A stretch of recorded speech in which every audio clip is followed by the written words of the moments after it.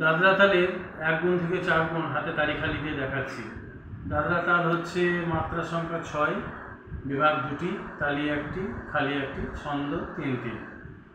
ঠিক আছে, 1 গুণ লয় দেখাচ্ছি, তারপর 2 গুণ লয়, তারপর 3 গুণ, তারপর 4 গুণ।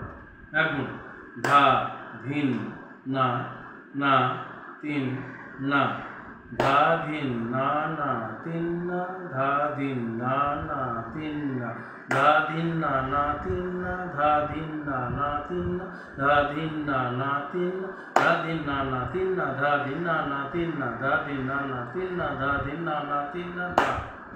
এবার বাজাচ্ছি এটা।